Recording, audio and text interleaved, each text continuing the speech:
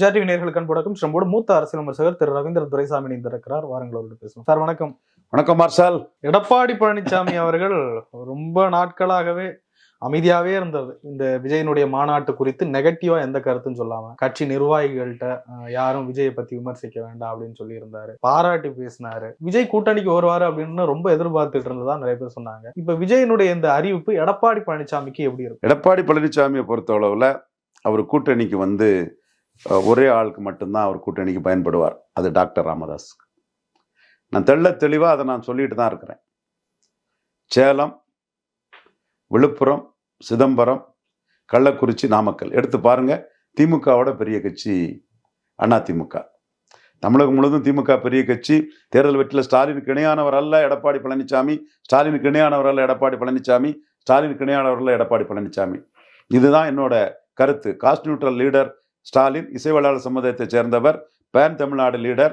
அவர் அணி மூலமா தமிழகம் முழுவதும் அவருக்கு வந்து ஒரு 40% வாக்குக்கு மேல இருக்குது. எங்கேயும் 40 கீழே போயிருப்பார் நான் நினைக்கல. கள்ளக்குறிச்சி ஏதாவது 40 கீழே எங்கேயும் போயிருக்க வாய்ப்பு இல்லை. 47 எடுத்திருக்கிறாரு. 40 கீழே எந்த தொகுதியும் போயிருக்கிறதுக்கான சாத்தியக்கூறுகளும் வாய்ப்புகளும் இல்லை. ஆல்மோஸ்ட் சீரா 40+% அவருக்கு இருக்குது. அது தமிழ்நாடு முழுமைக்கான ஒரு தலைவர். எடப்பாடி பழனிசாமி 2 சமூகங்கள் நிறைந்த பகுதியிலான ஒரு தலைவர். இங்க வன்னியர்கள் அடர்த்தியா வாழக்கூடிய பகுதியில் 40 நெருங்குறாரு.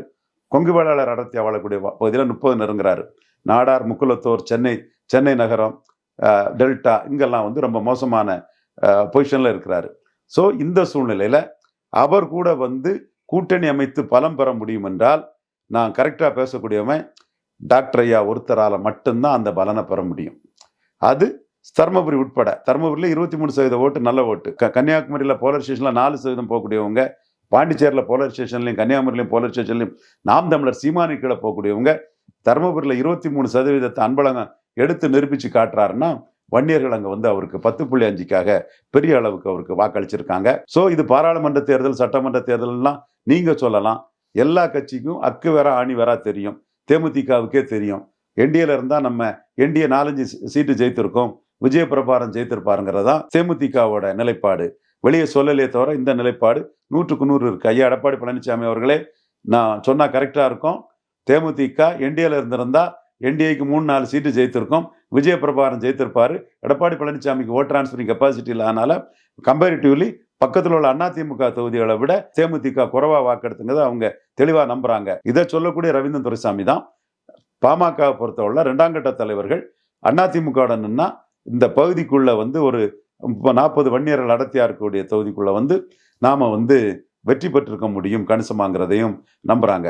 ஸோ எடப்பாடிக்கு இருக்கக்கூடிய ஒரே வாய்ப்பு அவரை நம்பி கூட்டணிக்கு வர்றதுக்கு, அதனால பலன் இருக்கக்கூடிய ஒரே தலைவராட்டு டாக்டர் ராமதாஸ் மட்டும்தான் இருப்பாரு. அதுல இன்னைக்கு இருக்கக்கூடிய தேமுதிகவே எந்த அளவுக்கு இருக்காங்கிறத பார்த்து தான் அறியணும். கிருஷ்ணசாமி மாறுபட்ட கருத்தை சொல்லிட்டாப்புல. விஜயும் இன்றைய தினம் அவர் வந்து இந்த நம்ம ஓட் டிரான்ஸ்பரிங் கெப்பாசிட்டி, சிவாஜி வரலாறு இதெல்லாம் பார்த்து எடப்பாடி கூட வேண்டான்னு முடிவு பண்ணிட்டாரு. ஏன்னா 234 போடுறதுக்கு எவ்வளவு வரவேற்பு இருக்குன்னு பார்ப்பாரு. நல்ல வரவேற்பு இருக்குது, ரசிகர்கள் இருப்பாங்க. வியாபாரி வரமாட்டான். மற்ற விஜயை வச்சு நம்ம வியாபாரம் பண்ணிடலாம்னு சொன்னா வரமாட்டான். ஏன்னா மக்களவை தேர்தலில் வந்தா அரசியல் வியாபாரி வருவான்.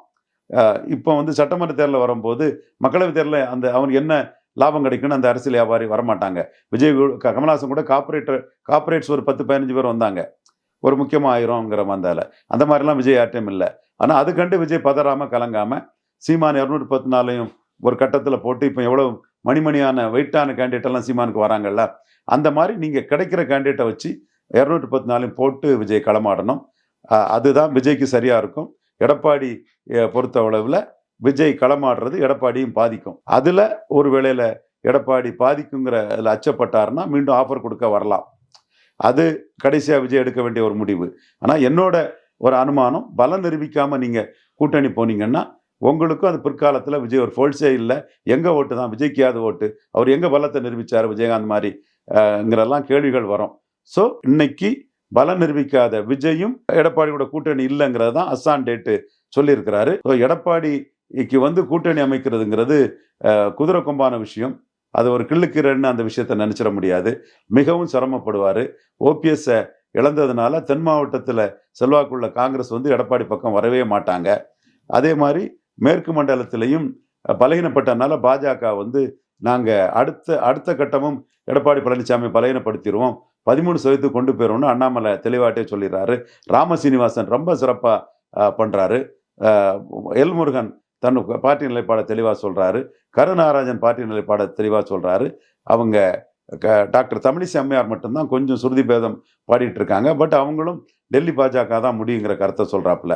ஸோ தமிழக அரசியல் ஸ்டாலின் தலைமையிலான இந்தியா அலையன்ஸு, அவங்க ஸ்டாலின் கொடுக்கறது எம்பி போஸ்ட்டு எம்எல்ஏ போஸ்ட்டு 3 முறை வெற்றி பெற்றிருக்காங்க. ஸ்டாச்சுரேட்டட் ஓட்டு 45% அரௌண்ட் அவங்க நிற்பாங்க. எடப்பாடி தலைமையிலான அதிமுக தேமுதிக அணி, தேமுதிக இருக்கிறதுனால கொடுக்குறேன், அவங்க என்டிஏ நோக்கி ஆப்ஷனை காட்டினாலும் நான் அதை மதிக்கிறேன். அடுத்தால என்டிஏ அணி இன்டாக்டாக இருக்குது. அடுத்தால நாம் தமிழர் சீமான், அடுத்து விஜய், 5 முனை போட்டி தமிழ்நாட்டில் வரும்.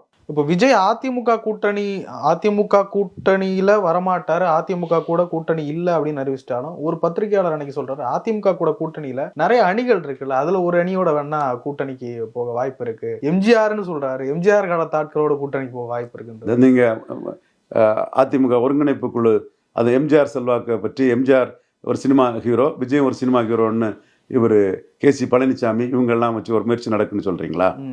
அது விஜய் ஒத்துக்கிட்டா பண்ணலாம். ஏன்னா அவர் எம்ஜிஆர் ரசிகராக தானே வேலாயுதம் படத்துலலாம் வந்தார். அவர் எம்ஜிஆர் தானே சொன்னார். அதே மாதிரி அசிகரா படத்துலேயும் எம்ஜிஆர் ரசிகராக தானே வந்தார். 2 படத்தில் அவர் எம்ஜிஆர் ரசிகராட்டம் வந்திருக்காரு. எம்ஜிஆர் 3 எழுத்து, விஜய் 3 எழுத்துன்னு இவங்கெல்லாம் ஒன்றிணைஞ்சு ஒரு கூட்டணி வாய்ப்பு வரலாம். அதில் ஏன்னா ஒரு பலம் நிரூபித்து ஸ்டாலின் தர்றதெல்லாம் எம்பி போஸ்ட் எம்எல்ஏ போஸ்ட் இருக்கக்கூடிய திமுக அணியிலேருந்து யாரும் விலகி போக மாட்டாங்க, என்டிஏலேருந்து யாரும் விலகி போக மாட்டாங்க. சீமானும் தனிச்சு போட்டிங்கிறத திரும்ப தெளிவாக டெய்லி பேசிஸில் சொல்லிட்டு தான் இருக்கிறாரு. அது அப்படி தான் போவார். அதுதான் அவருக்கு லாபம். தனிச்சு போட்டிடுறது அவருக்கு ஒரு ஜம்பிங்கை கூட கொடுத்துடலாம். அப்போ விஜய் இந்த மாதிரி மற்றவங்களை கூட்டணியில் சேர்த்தும் பயணிக்கலாம், அது அவர் விருப்பம். இவங்க கேசி பழனிசாமி பேச்செல்லாம் கொஞ்சம் எம்ஜிஆர் ரசிகருங்கிற லெவலில் சீமான் எம்ஜிஆர் எல்லாம் விமர்சனம் பண்ணும்போது மக்கள் தினம் எம்ஜிஆருக்காகவும் புரட்சி தலைவி ஜெயலலிதா அம்மையாருக்காகவும் காவல்துறையில் சீமானுக்கு எதிராக கம்ப்ளைண்ட் கொடுத்த ஒரே எம்ஜிஆர் பக்தராட்டு கேசி பழனிசாமி நண்பர் தான் இருக்கிறாரு. அந்த தன்மை அவர் எம்ஜிஆருக்கு விசுவாசின்னு அதை காட்டுறாரு, ஜெயலலிதாவுக்கு விசுவாசின்னு அதை காட்டுறாரு. அப்போ இந்த விசுவாசிகள் எம்ஜிஆர் ரசிகர், எம்ஜிஆர் 3 எழுத்து, விஜய் 3 எழுத்துன்னு சொல்லக்கூடிய விஜய் கூட அணி அமைக்கிறதுக்கு வாய்ப்பு வரலாம்.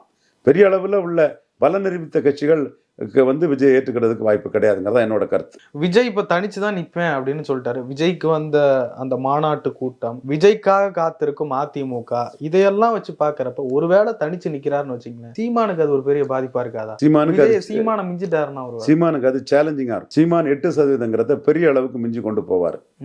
ஸோ சீமான் அந்த சேலஞ்சை எதிர்கொண்டு தான் அரசியல் களத்தில் போராடி ஜெயிக்க முடியும். சீமான் பெரியார் ஒளிகன்னு சொல்லலை, பிரபாகரன் வாழ்கன்னு சொல்கிறாரு. பாசிட்டிவாக நேர்மறை ஆற்றலில் போகிறாரு. விஜய் தனிச்சு நிற்கிறது தான் உதயநிதி ஸ்டாலினுக்கு அனுகூல சத்துருவாக மாறிவிடுவோங்கிற ஒரு அச்சமும் தனிச்சு நிற்கிற புள்ளிக்குள்ளே விஜய்க்கு இருக்குது. ஏன்னா அவங்க உதயநிதி ஸ்டாலின் வர்சஸ் விஜய்னு தான் ப்ரொமோட் பண்ணாப்புல. அப்போ விஜய் பிரிக்கிற ஓட்டு திமுக அணிக்கு பலம் சேர்க்கிற ஓட்டாகிவிடும். இந்த இடமும் விஜய்க்கு பெரிய மனக்குழப்பத்தை ஏற்படுத்துது. அதனால தான் சீமான் மாதிரி தெளிவான கிறிஸ்டல் கிளியரான ஒரு நிலைப்பாடு, தனித்து போட்டி, எம்ஜிஆர் ஊழல், ஜெயலலிதா ஊழல், வீரப்பன் கொள்ளக்காரனா ஜெயலலிதாவுக்கு என்ன பேரு, வட்டேலுக்கு உள்ள புகழ் ஏன் வஉசிக்கு இல்லை, இப்படி 10% இடஒதுக்கீடு முன்னேறிய டேஸ்ன்னா எதுக்கு இடஒதுக்கீடுல பிசி எம்பிசியோட உட்காரு, பழைய தேவேந்திர உளவியலாளர்களுக்கு அநீதி, இப்படி கலைஞர் ஜெயலலிதா இதை கடற்கரையில் உடைச்சு போடுவேன், இப்படி பலதரப்பட்ட கண்டென்ஷியஸ் இஷ்யூஸை எடுத்துக்கிட்டு போடுறவன் போடு, போடாதவன் போ. இப்போ கஸ்தூரி அம்மையார் மேட்டரில் கூட கஸ்தூரிக்கு ஆதரவான நிலைப்பாடு. அதனால தெலுங்கு தாய்மொழி மக்களோட வாக்கு திமுகவுக்கு தான் போகும், தனக்கு வரலனாலும் பரவாயில்ல. இப்படி கிறிஸ்டல் கிளியரா ஒரு நிலைப்பாடை எடுத்துக்கிட்டு சீமான் நிற்கிறாரு. 4 ஓட்டு போனாலும் பரவாயில்ல, 8 ஓட்டு வரட்டுன்னு நிற்கிறாரு. விஜய் அங்கேயும் இல்லாம இங்கேயும் இல்லாம உத்தரப்பிரதேச காங்கிரஸ் மாதிரி நிற்கிறாரு. அப்ப யாருக்காக விஜய் நிற்பாரு, யாரு விஜய தனிச்சு போட்டிட்டா ஆதரிப்பாங்க, அதெல்லாம் பெரிய கொஸ்டினா இருக்குது. என்னோட பார்வை அதுதான். நீங்க ஒரு நிலைப்பாட்டுக்குள்ள இருக்கணும். ஒரு நிலைப்பாட்டில் உள்ள ஒரு அரசியல் கட்சி தலைமை தான் வாக்குகளை பெற முடியும். நீங்க நிலைப்பாடற்ற திருமங்கலம் சரத்குமார் மாதிரி விஜய் பயணிச்சாருன்னா ரொம்ப மோசமான வாக்குகளை எடுக்கிறதுக்கான சாத்தியக்கூறுகளும் இருக்குது. க்ரௌட் புல்லிங் கெப்பாசிட்டியில் ஒருத்தர் 214 கேண்டிடேட் போட்டா ஒரு வாக்கு எடுக்க முடியுங்கிறத நான் ஆரம்பம் சொல்லிட்டு இருக்கிறேன்.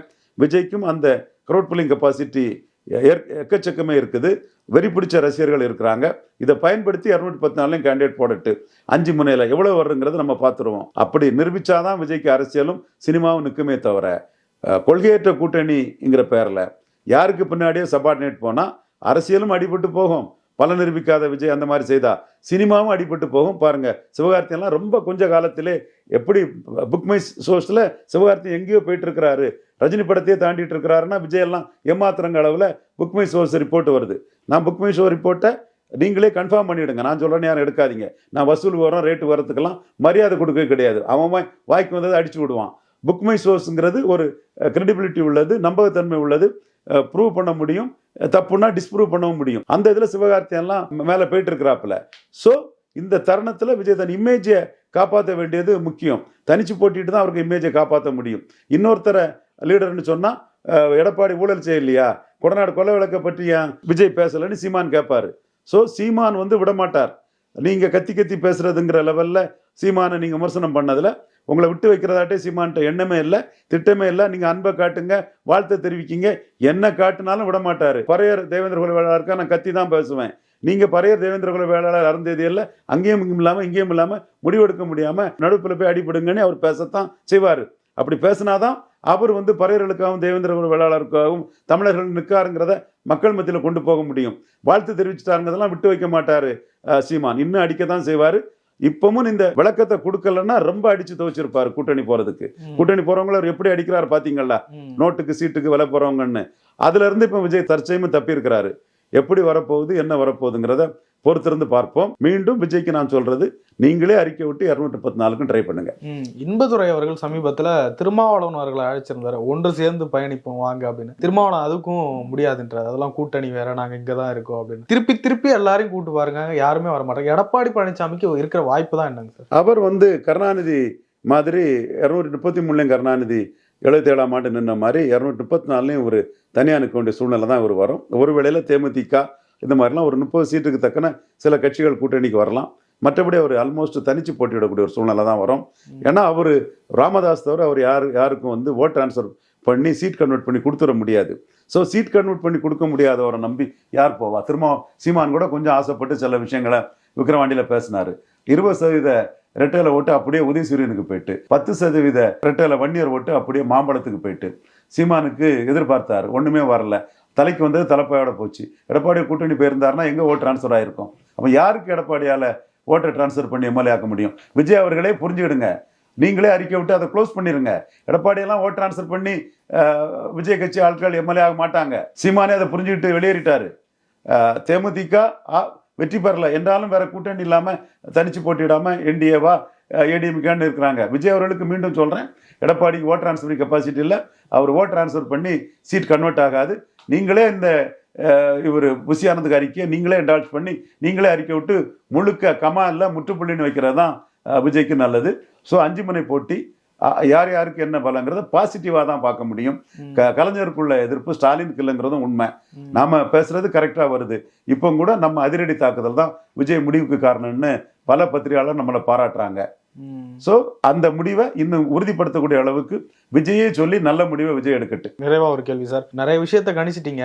அதிமுகவில் இருக்கிற அந்த அணிகள்லாம் இருக்குல்ல, ஓபிஎஸ், டிடிவி தினகரன், சசிகலா, இவங்களுடைய ஆதரவு, இவங்களுடைய கூட்டணி எல்லாம் எப்படி இருக்க போகுது? சசிகலா பெரிய ஒரு ஆபரேஷனுக்கு தயாராகிறாங்கன்னு சொல்றாங்க. ஒரு முக்கிய தலைவரை பார்க்கும் போதே இனிமே நமக்கு என்ன இருக்குது, பாத்திர வேண்டியதுதான், பணம் நம்ம பரம்பரை சொத்து இல்லை, நம்ம கையில வந்த சொத்து, பார்த்துருவோம், எடப்பாடியா நம்மளான்னு பார்த்துருவோம்னு அவங்க முடிவெடுக்க போறாங்கன்னு சொல்றாங்க. பொறுத்திருந்து பார்ப்போம் என்ன செய்ய போறாங்கன்னு பார்ப்போம். சார், நிறைய விஷயங்கள் ரொம்ப நன்றி சார். நன்றி.